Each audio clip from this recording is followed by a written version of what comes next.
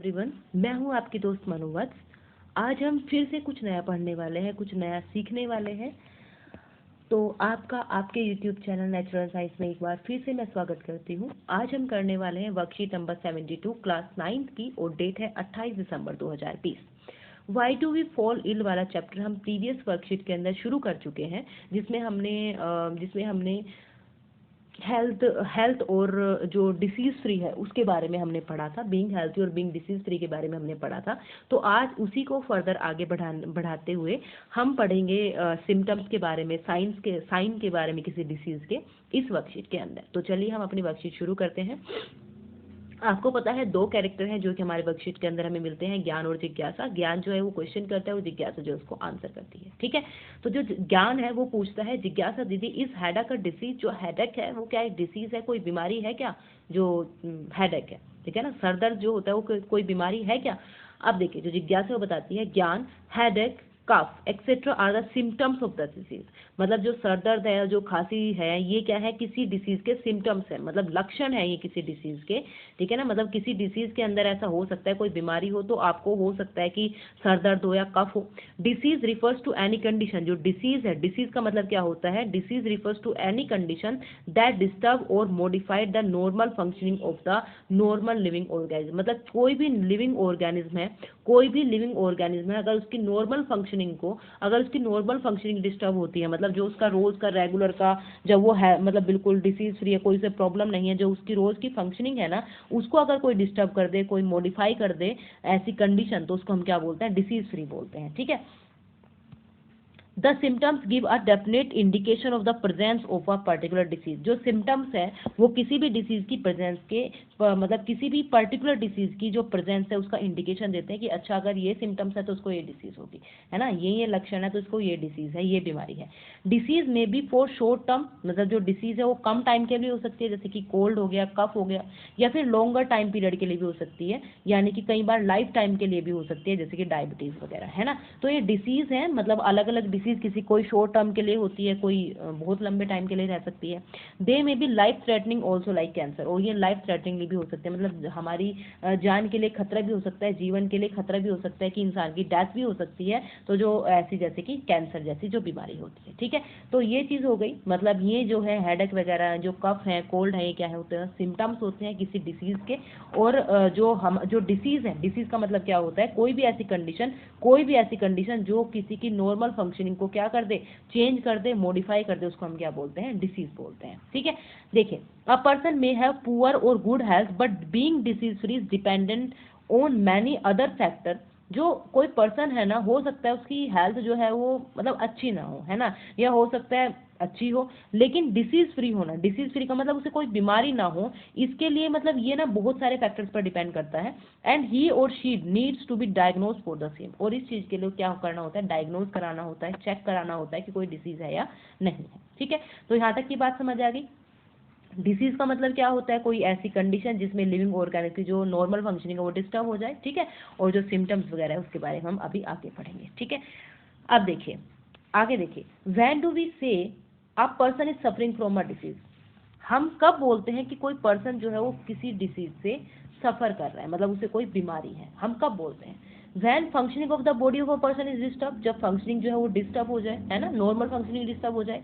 या फिर van symptoms जैसे कि headache, cough, fever, loose motion, vomiting appears in a person, या फिर ये सारे सिम्टम्स, सर दर्द हो गए, कफ हो गई, फीवर बुखार हो गया, लूज मोशन हो गए, वोमिटिंग हो गई, ये सारी चीजें जब ये सिम्टम्स किसी पर्सन के अंदर हो तो हम बोलते हैं कि उसको कोई ना कोई बीमारी हो सकती है। ठीक है, अब देखिए, दो चीजें हैं,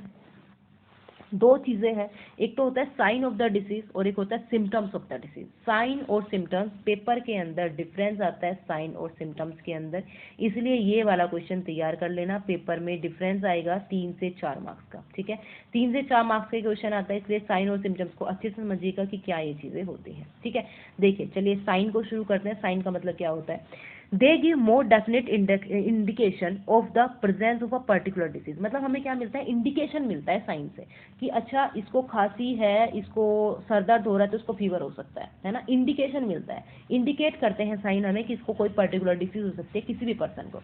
these sign may be revealed by some test, और जो ये साइन है ये कैसे पता चलेंगे हमें, अल्ट्रासाउंड से, लेबोरेटरी टेस्ट से, मतलब अलग, जैसे हमें साइन का पता चल गया कि अच्छा इसके अंदर ये साइन है, ये दिक्कतें हो रही हैं, तो इनको कोई पर्टिकुलर डिसीज हो सकती है।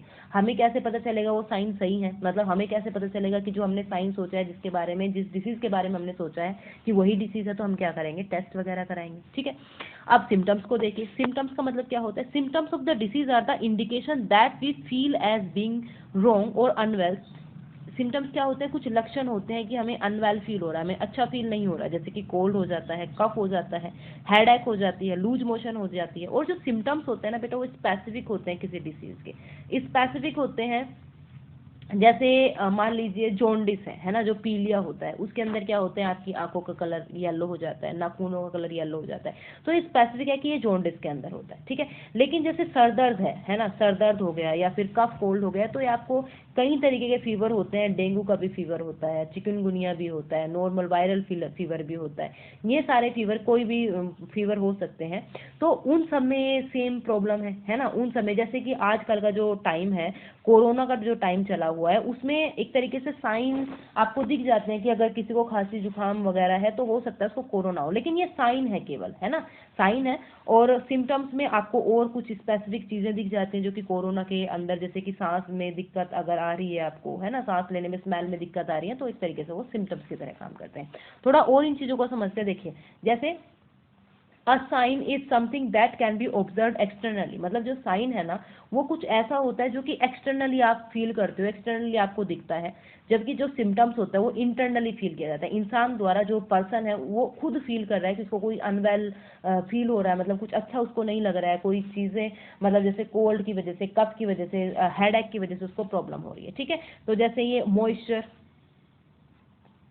टेम्परेचर आपका इंक्रीज हो रहा है ना, फैटिग, आपको थोड़ी थकान या फिर डिजीनेस, है ना, नोजी या फिर हार्ट रेट ये बढ़ रही है, पेन हो रहा है, तो ये सारे के सारे सिम्टम्स और साइन के एग्जाम्पल है। अब देखिए आगे, जैसे कि कफ हो गया, है ना, कफ हो गया, हेडेक हो गया, ये सारे सिम्टम्स है ना, ऐसे ही मतलब फीवर का होना, ये सारे के सारे एग्जाम्पल है। अब अगर साइन और सिम्टम्स में डिफरेंस आता है तो क्या होता है? देखिए, साइन आर इंडिकेटिव कंडीशन और factor which the doctor sees, मतलब कुछ फैक्टर होते हैं, कुछ इंडिकेशन होते हैं जो कि डॉक्टर देखते हैं, जबकि जो सिम्टम्स है वो are the condition and character which the person feel, जो कि पर्सन फील कर रहा है, मतलब जिसको प्रॉब्लम है वो फील कर रहा है कि मुझे ऐसे सिम्टम्स लग रहे हैं, मुझे ऐसी दिक्कतें लग रही हैं, तो वो क्या होते हैं? सिम्टम्स होते हैं किसी डिसीज के। साइन क्या होते हैं? इंडिकेशन होता है, इंडिकेट कर देता है डॉक्टर बाहर से देख करके कि मुझे ऐसा लग रहा है कि ये आपको बीमारी हो सकती है, लेकिन सिम्टम्स पर्सन खुद फील कर रहा है कि उसको कुछ अनवेल वाली फीलिंग दिख रही है, कुछ अनवेल वाली फीलिंग उसको लग रही है। Sign are objective, they are visible and can be quantified and verified. जो साइन होते हैं वो क्या होते हैं? ऑब्जेक्टिव होते हैं, वो आराम से वो विजिबल होते हैं, मतलब सामने वाले को लग रहा है कि कोई प्रॉब्लम है। ठीक है, मतलब उनको हम वेरीफाई कर सकते हैं। सिम्टम्स जो होते हैं सब्जेक्टिव होते हैं, they are not physically visible and can not be verified, मतलब वो फिजिकली विजिबल नहीं होते, जिसको प्रॉब्लम है उसी को पता है अंदर से कि जैसे कि मुझे कोई प्रॉब्लम है, वो फिजिकली विजिबल नहीं है। ठीक है, जैसे कि फॉर एग्जाम्पल साइन के अंदर क्या कह सकते हैं, जैसे कि हाई टेम्परेचर, टेम्परेचर बढ़ गया है बॉडी का, बाहर से दिख रहा है ना, रैपिड पल्स रेट देख सकता है डॉक्टर आराम से। लो ब्लड प्रेशर मेजर करके पता कर सकता है कि अच्छा ब्लड प्रेशर, कुछ दिक्कत है ब्लड प्रेशर में, कोई वाउंड, कोई घाव लग गया आपको, etcetera are the sign of a disease. ठीक है, ये साइन है डिसीज के। जबकि फॉर एग्जाम्पल चिल्स, शिवरिंग, है ना, शिवरिंग हो रही है, कपकपी हो रही है, नोजी हो रही है, शेकिंग, डिजीनेस, थकान बहुत ज़्यादा, मतलब सर आपका घूम रहा है, टायर्डनेस, थकान जो है, ये सारे सिम्टम्स है किसी डिसीज़ के। ठीक है, तो ये सिम्टम्स है, ये पर्सन खुद फील करता है, पर्सन को खुद लग रहा है कि यार मुझे ये सारी प्रॉब्लम है, तो फीवर हो सकता है। तो ये साइन और सिम्टम्स के एग्जाम्पल थे। ठीक है, तो अब हम आ जाते हैं लास्ट में, जो कि हमारी वर्कशीट के अंदर, ये देखिए, अब कोज ऑफ डिसीज, जो डिसीज है वो किसकी वजह से कोज हो सकती है, मतलब डिसीज कैसे कैसे हो सकती है? Disease are cause by pathogen से हो सकती है, pathogen like virus, bacteria, fungi, protozoan और वर्म्स, ये सारे आपने पढ़े होंगे, मतलब ये हमने पढ़ रखे हैं पहले ही। बैक्टीरिया से हो सकती है, बहुत सारी डिसीज बैक्टीरिया से होती है, बहुत सारी डिसीज प्रोटोजोआ से, बहुत सारी डिसीज वायरस से हो सकती है ना, फंगी एल्गी की वजह से भी डिसीज हो सकती है। तो ये किसी भी वजह से हो सकती है, मतलब पैथोजेंस की वजह से हो सकती है। Poor health and under nourishment, मतलब जो हेल्थ है वो अच्छी ना हो, अंडर नरिशमेंट हो, नरिशमेंट अच्छा ना हो, जो हम डाइट ले रहे हैं वो अच्छी ना हो, उसमें सारे कंपोनेंट मौजूद ना हो जो कि एक अच्छी हेल्थ के लिए ज़रूरी है। हेरिडिटी एंड जेनेटिक डिसऑर्डर, बहुत सारी बीमारियां जेनेटिकली हो सकती हैं। ठीक है, हेरिडिटी से पेरेंट्स से आ सकती हैं बच्चों के अंदर। Lack of proper treatment and immunisation, मतलब ट्रीटमेंट अच्छे तरीके से ना हुआ हो, इम्यूनाइजेशन ना हुआ हो, ठीक है ना, तो ये हो सकता है, मतलब अच्छा इम्यून सिस्टम ना हो। एनवायरमेंटल पोल्यूशन, वो जो एनवायरमेंट का पोल्यूशन है उससे भी फर्क पड़ता है, उससे भी दिक्कत हो सकती है, उससे भी कोई डिसीज कोज हो सकती है। जैसे कि लंग्स की प्रॉब्लम अगर पोल्यूशन बहुत ज़्यादा होगा तो क्रिएट होगी ही होगी, ठीक है। तो ये सारी चीज़ें हो गई। तो हमने आज की वर्कशीट के अंदर क्या पढ़ा, डिसीज़ क्या होती है, डिसीज़ के बाद जो कोज ऑफ डिसीज़ है वो क्या होते हैं, जब कोई पर्सन किसी डिसीज से सफ़र करता है तो क्या हो सकता है, और साइन और सिम्टम्स क्या होते हैं, ये हमने पढ़ लिया। अब आ जाते हैं क्वेश्चंस पर, जो कि हमारी वर्कशीट का लास्ट पार्ट होता है। When we can say a person is suffering from a disease, हम कब बोलेंगे कि कोई पर्सन जो है वो किसी डिसीज से सफ़र कर रहा है, कब होगा ऐसा, कब ऐसा हम बोल सकते हैं। तो हमने ये पढ़ा था, ये देखिए व्हेन डू वी से a person is suffering from a disease, कब होगा ऐसा, जब जो पर्सन है उसको फील हो रहा हो, when functioning of the body of the person is disturb, जब फंक्शनिंग जो है वो डिस्टर्ब हो, मतलब किस तरीके से मॉडिफाई हो गई हो, जो फंक्शनिंग है ढंग से प्रॉपर फंक्शन ना कर रही हो बॉडी, तो हम उसको बोल सकते हैं किसी डिसीज से मतलब वो सफ़र कर रहा है, या फिर इस तरीके के कोई भी सिम्टम उसको आ रहे हो, ठीक है। तो ये हो गया। अब क्वेश्चन नंबर 2 की तरफ चलिए। Is being healthy and being disease free same, हमने ये चीज़ पिछली वर्कशीट के अंदर बहुत अच्छे से पढ़ी थी कि जो हेल्दी होना और जो डिसीज फ्री होना है क्या वो सेम है। अगर किसी ने वो वीडियो नहीं देखी है उस वर्कशीट की, तो प्लीज़ चैनल पर जाकर के देखिएगा। हमने बहुत अच्छे तरीके से समझा है कि जो हेल्दी है, हेल्दी होना मतलब 3 फैक्टर पर डिपेंड करता है कि वो मेंटली हेल्थ कैसी है उसकी, सोशली हेल्थ कैसी है, सोशल तरीके से कैसा है बंदा, और जो फिजिकल हेल्थ है वो, है ना। तो हेल्थी अलग होता है, डिसीज फ्री होने का मतलब क्या है कि उसको कोई बीमारी नहीं है। लेकिन जो बंदा डिसीज फ्री है वो ज़रूरी नहीं है कि वो हेल्दी होगा, है ना। हो सकता है उसको मतलब कोई बीमारी नहीं है, लेकिन हो सकता है कि वो मतलब कम्युनिटी में मतलब या सोसाइटी के अंदर नहीं रह सकता हो, सोसाइटी के अंदर अच्छी तरीके से कम्युनिकेशन ना कर सकता हो सकता है उसको मेंटल स्ट्रेस हो, है ना। तो हो सकता है कि डिसीज फ्री हो पर्सन लेकिन हेल्दी ना हो। तो हेल्दी और डिसीज फ्री दोनों अलग अलग कॉन्सेप्ट है।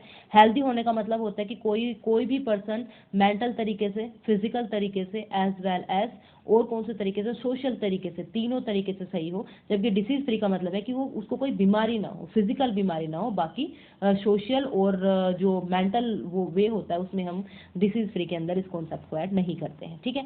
उसके बाद what are the symptoms of a disease, disease के सिम्टम्स क्या क्या हो सकते हैं। तो ये हमने सारे सिम्टम्स पढ़े हैं, जैसे cold, cough, headache, loose motion, vomiting etcetera. ये सारे के सारे क्या है, सिम्टम्स है। What are the various causes of disease, various causes कौन कौन से हो सकते हैं। कोजेज हमने ये पढ़े हैं, पैथोजेंस हो सकते हैं, किसी पैथोजन की वजह से हो सकता है, पुअर हेल्थ की वजह से हो सकता है ना, हेरिडिटी की वजह से, मतलब हेरिडिटी हो, मतलब हेरिडिटी से आपको मिली हो, जेनेटिक कोई डिसऑर्डर, कोई डिजीज आपको मिली हो जेनेटिकली, इम्यूनाइजेशन अच्छे तरीके से ना हुआ हो, एनवायरमेंटल पॉल्यूशन, ये सारे फैक्टर हो सकते हैं, ठीक है। तो ये हमारे 4 क्वेश्चन थे जो हमारी आज की वर्कशीट के अंदर थे। और देखिए हमारी वर्कशीट के अंदर लास्ट में बहुत अच्छी चीज़ें दे रखी हैं। फिजिकल एक्टिविटी ज़रूरी है अगर आपको हेल्दी रहना है, फिजिकली फिट रहना है, अगर आपको डिसीज फ्री रहना हो, आपको मतलब मूविंग होनी चाहिए। मतलब देखिए फिजिकल एक्टिविटी के अंदर कि आप अच्छे से मूव करें, है ना।